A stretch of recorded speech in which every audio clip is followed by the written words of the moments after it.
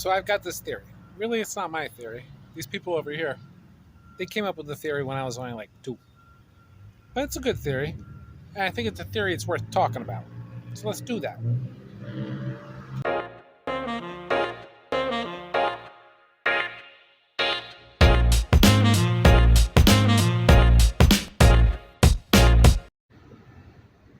Hello, friend. So, you ever have those moments we were talking about it recently here on the channel where you just feel like you should be out in nature?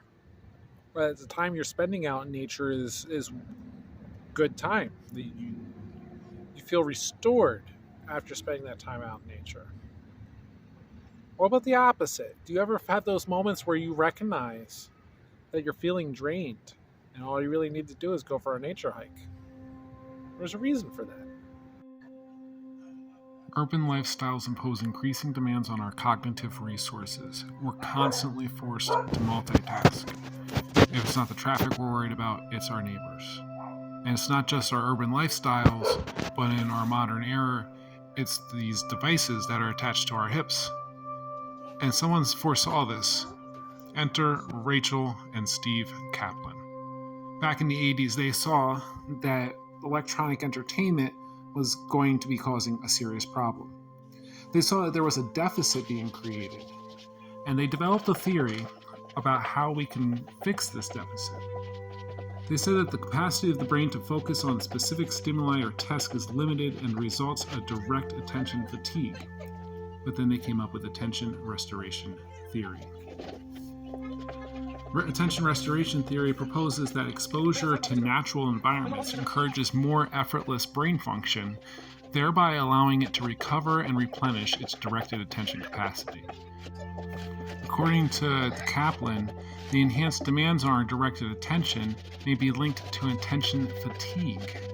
And the antidote, the theory claims, is to take time out from our attention-demanding tasks associated with modern life and to spend time in natural environments that demand less of our cognitive resources and enable us to recover our attentional capacities.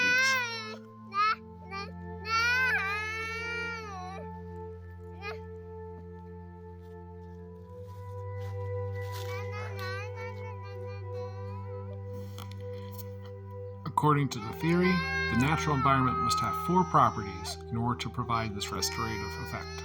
First, extent, the scope to feel immersed in the environment.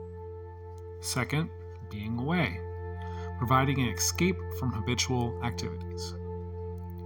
Third, some form of soft fascination, aspects of the environment that capture attention effortlessly. And fourth, a general compatibility.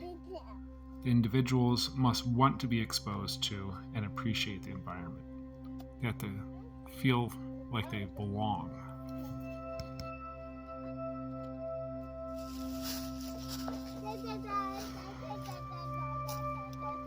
Most interactive of these 4 traits is that soft fascination.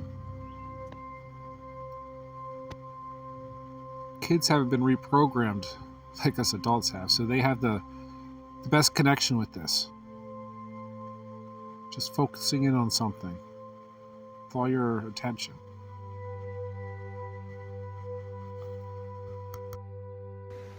On that path for cognitive restoration, we go through 4 distinctive states of consciousness, or states of attention, if you will. The first of which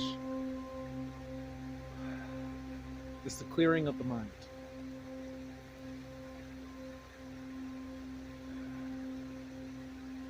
Which is where it's good to get away from your daily habituals. That's part of the environment.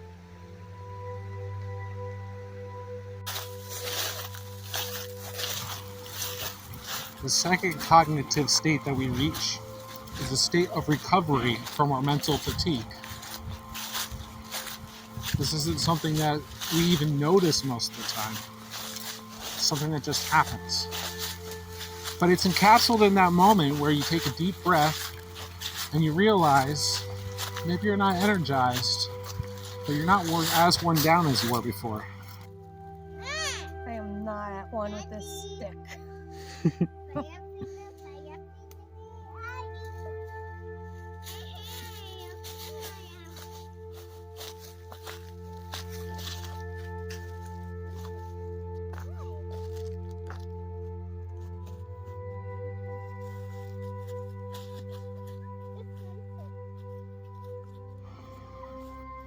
third cognitive state that we go into in our road to restoration is that spot for the soft fascination or interest.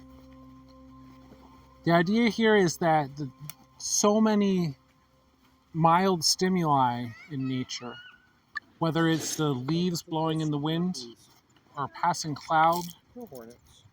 or the bugs crawling through the grass, But they hurt more if they sting. there's so many things that can keep our interest without us having to really work on it. They work our brain without feeling worked.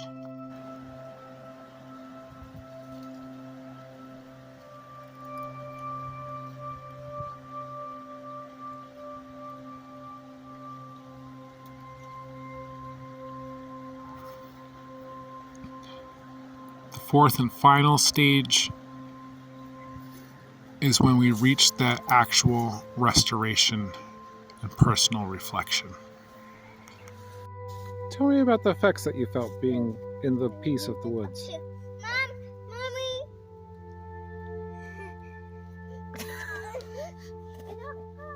Need I say more?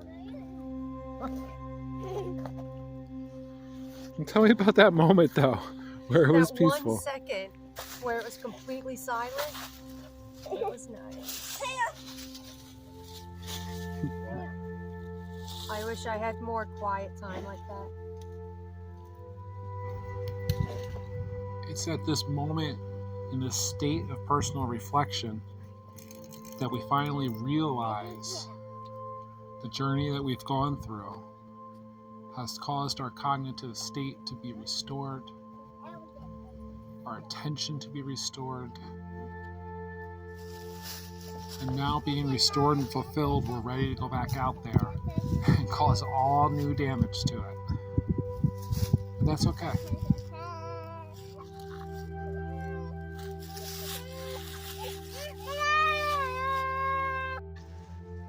So make a conscious choice to do better for yourself, to restore your vital functions, and to help others in your midst, your loved ones, your friends. Spread the word. Spread the word that we could be doing better for ourselves and for society if we only took care of our brains, our psyches, our emotions, and our bodies better. Everybody knows this. So let's show them how. Let's show them how we can go out and be out in our natural environment and how that can restore our psyches, our spirits. Thanks for tuning in and hanging out. Hope you learned something. Be sure to hit the subscribe button, the bell icon. I hope I pointed out in the right spots. Thank you. God loves you. Peace out, Fish Trap.